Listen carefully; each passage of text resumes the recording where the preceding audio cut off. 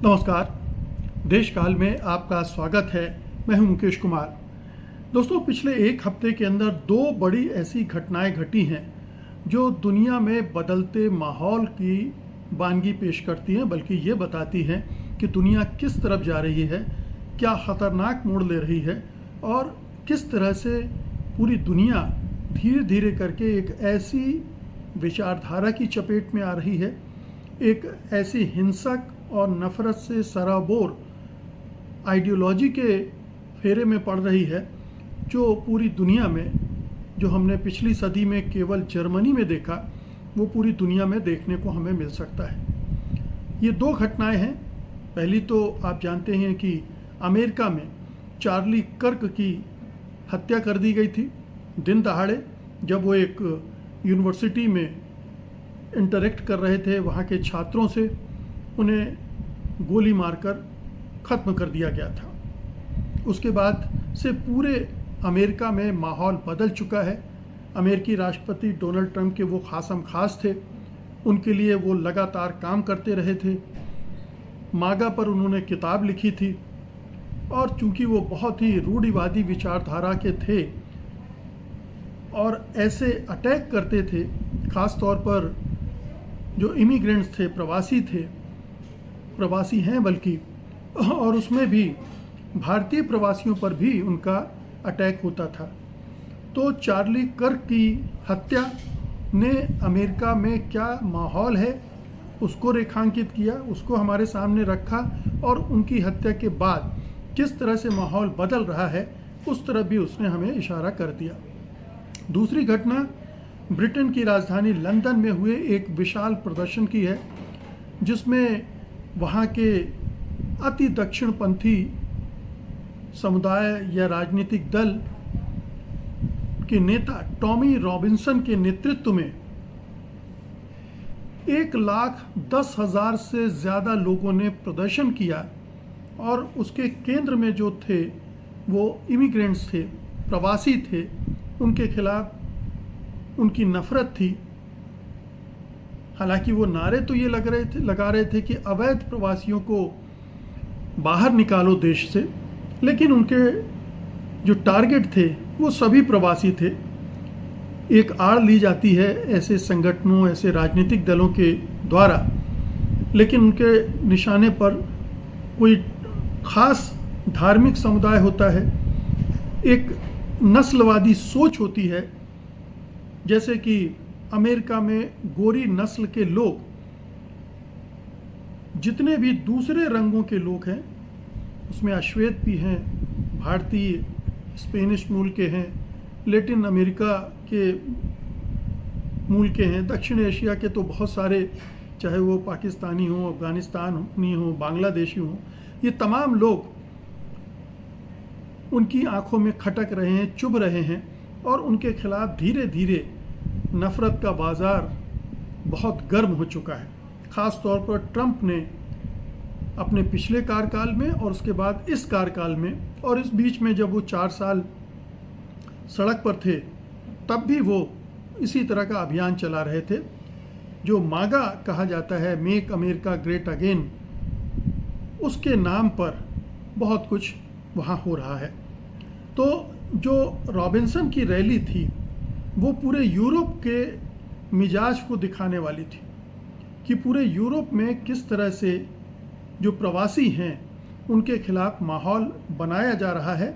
और ब्रिटेन, जो कि सबसे ज़्यादा उदार लोकतांत्रिक देश माना जाता रहा है, ये माना जाता रहा है कि वहाँ हर जाति, धर्म, समुदाय, नस्ल के और रंग के लोगों के लिए गुंजाइश है। इतना सहिष्णु बन चुका है वहाँ का समाज कि अब उसको पचा लिया है, उसने एडजस्ट कर लिया है ब्रिटेन के लोगों ने। और उसके एक औपनिवेशिक पृष्ठभूमि में भी रही है कि गोरों ने पूरी दुनिया भर में राज किया है, और वहाँ के विभिन्न जातीय, नस्ली समुदायों, धार्मिक समुदायों से इंटरेक्ट किया है, जिससे उनकी समझ का दायरा बढ़ा है और वो उदार हुए हैं। लेकिन एक ये जो अनुदारता का दौर आया है, कट्टरपन का दौर आया है इमिग्रेंट्स को लेकर, ख़ास तौर पर वो चौंकाने वाला है। हालांकि ये पृष्ठभूमि पिछले 10-15 सालों से लगातार बन रही है। ब्रिटेन में ब्रेग्जिट जो हुआ था उसका एक बड़ा मुद्दा यही था कि जो बाहर से आ रहे लोग हैं उनको कैसे रोका जाए। ठीक है कि किसी देश की आबादी इस बात को लेकर चिंतित हो सकती है, वो चिंताएं वाजिब भी हो सकती हैं कि बाहर के लोगों के आने से जो संसाधन हैं उनका बंटवारा होने लगता है और जो वहाँ के पुराने निवासी हैं, मूल निवासी हैं, उनको जितना मिलना चाहिए कई बार उतना नहीं मिल पाता है और ये एक असुरक्षा की भी भावना होती है। दूसरी भावना ये पैदा होती है कि जो सांस्कृतिक पहचान है उनकी वो डाइल्यूट होने लगती है।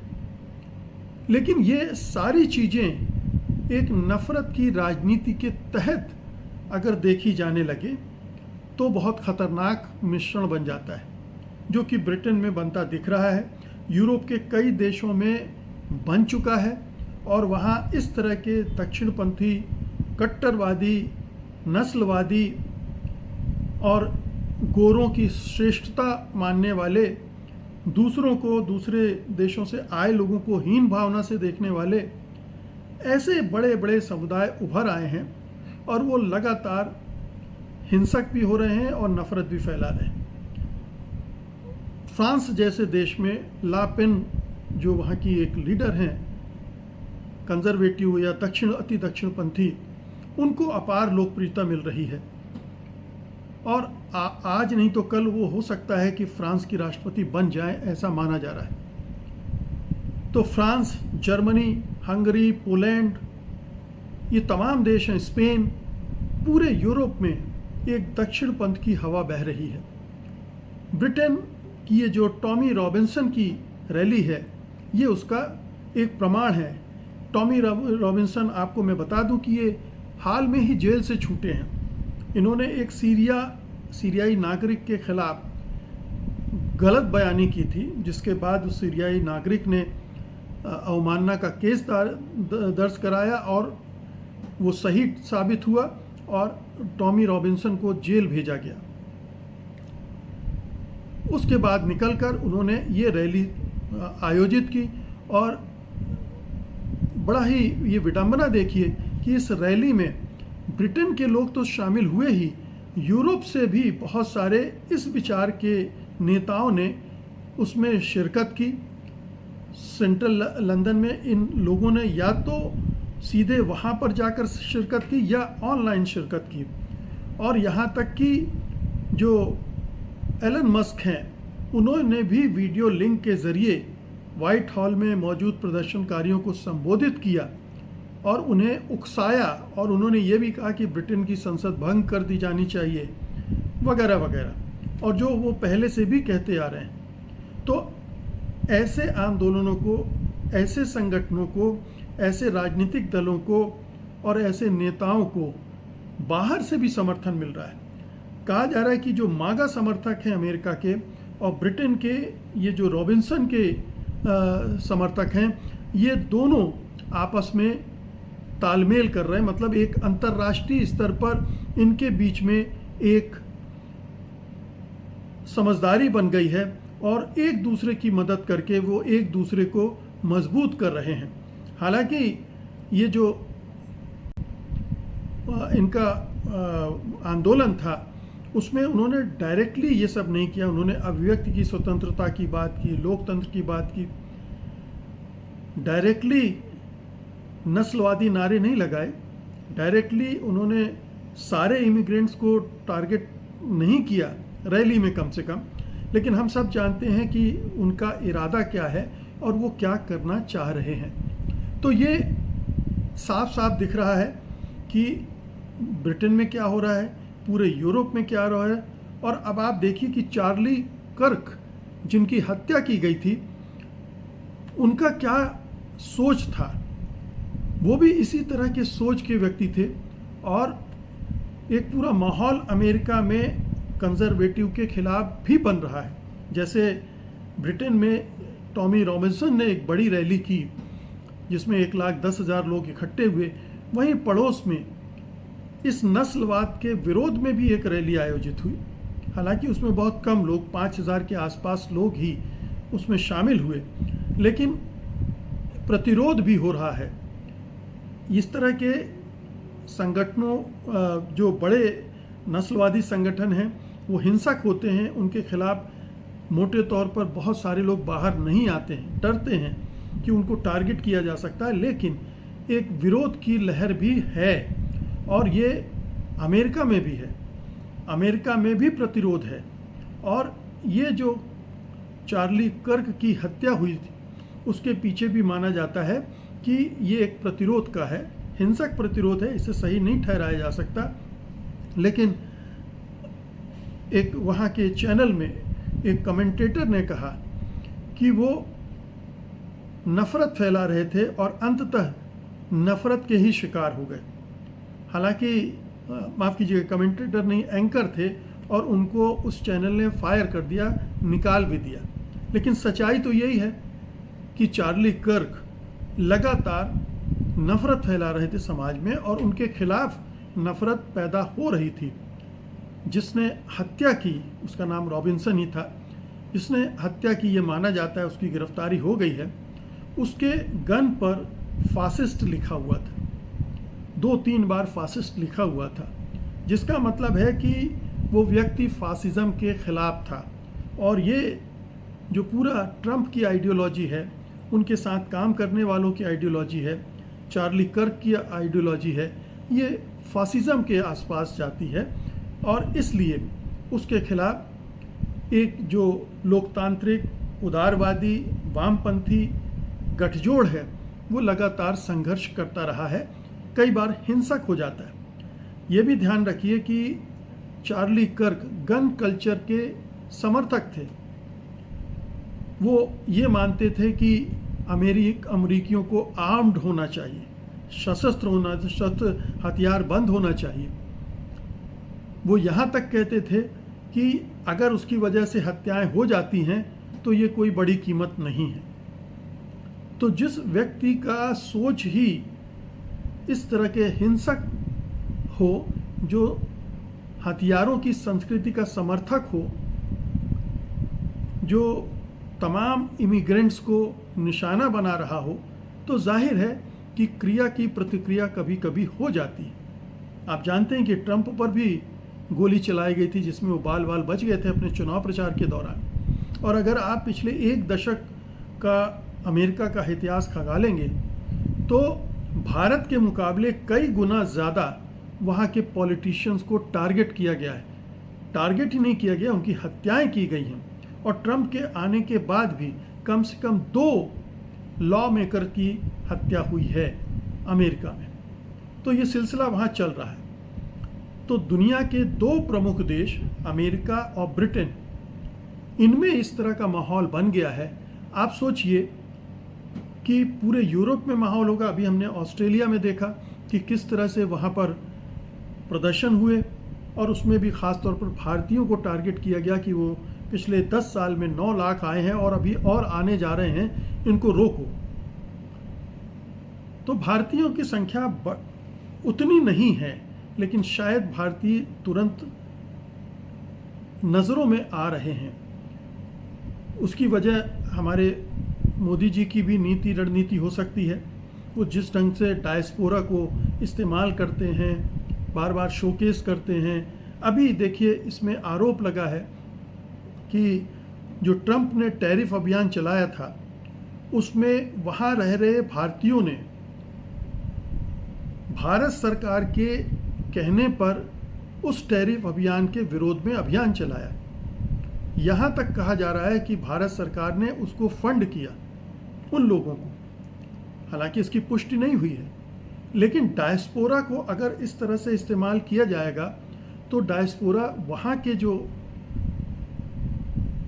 अपने को मालिक मानते हैं, मूल निवासी, हालांकि ये गोरे वहाँ के मूल निवासी तो हैं नहीं, ये भी बाद में गए हैं, 500 साल पहले गए हैं। उसके पहले तो वहाँ रेड इंडियंस रहते थे, उनका खात्मा सफाया करके इन्होंने कब्ज़ा किया है, जैसे भारत में आर्यों ने कब्ज़ा किया, और अब वो अपना ही मुल्क मानते हैं इसको। बुराई भी नहीं है, मानना भी चाहिए, लेकिन दूसरों का भी मुल्क है ये भी स्वीकार करना चाहिए। तो अवैध प्रवासियों को बाहर करना ये अपने आप में दुरुस्त बात है, लेकिन जो वैध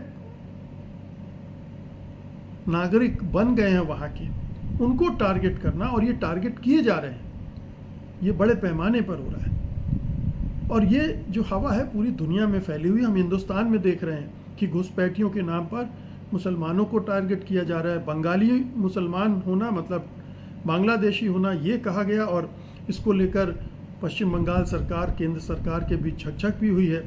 ऐसे भी केसेस हुए हैं कि बंगाली मुसलमान को बांग्लादेशी समझ के भेज दिया गया और बाद में उसे वापस लाना पड़ा। तो मुसलमानों को यहाँ बांग्लादेशियों के नाम पर टारगेट किया जा रहा है। तो पूरी दुनिया में आप देखिए एक तरह का नस्लवाद, एक तरह का बहुसंख्यकवाद, जो भी समुदाय जिस देश में बहुसंख्या में है वो अल्पसंख्यकों को प्रताड़ित कर रहा है। चाहे इंडिया हो, पाकिस्तान हो, बांग्लादेश हो। बांग्लादेश में हिंदुओं के साथ क्या हुआ, यूरोप में, अमेरिका में, ऑस्ट्रेलिया में, पूरी दुनिया में इस तरह की लहर चल रही है और ये बहुत ख़तरनाक लहर है। ये अगर 10-15 साल इसी तरह से चलती रही, ज़्यादातर जगहों पर दक्षिणपंथी लोगों का शासन होगा और उनमें से कितने हिटलर बनेंगे और कितने होलोकॉस्ट को जन्म देंगे, कितने प्रवासियों को निशाना बनाकर कत्लेआम करेंगे, नरसंहार करेंगे, हम कह नहीं सकते। ये बहुत भयानक समय है, हमें चेतावनी देता हुआ। कल क्या होगा कोई नहीं जानता। ये विश्व बिरादरी की चिंता में होना चाहिए और इसको एड्रेस करने के लिए जितनी जल्दी हो सके जो विश्व वैश्विक नेता हैं उनको पहल करनी चाहिए। ये आप ट्रंप से उम्मीद नहीं कर सकते, ये आप ब्रिटेन के जो प्रधानमंत्री उनसे उम्मीद कर सकते हैं, क्योंकि वो इस प्रवृत्ति के नहीं हैं, वो ठीक विपरीत प्रवृत्ति के हैं, लेकिन दबाव में घुटने वो भी टेक सकते हैं।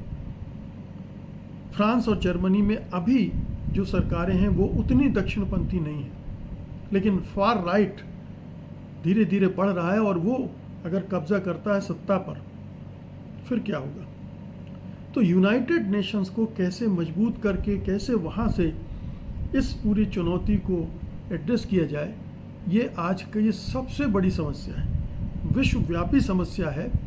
आर्थिक कारण भी हैं इसके, वाजिब कारण भी हो सकते हैं, लेकिन उनके आधार पर हिंसा और नफरत को अगर उस मुकाम तक ले जाया गया जहाँ पूरी दुनिया में मारकाट मचेगी, वो बहुत ही बुरी दुनिया होगी। बहुत बहुत शुक्रिया आपका, धन्यवाद, नमस्कार।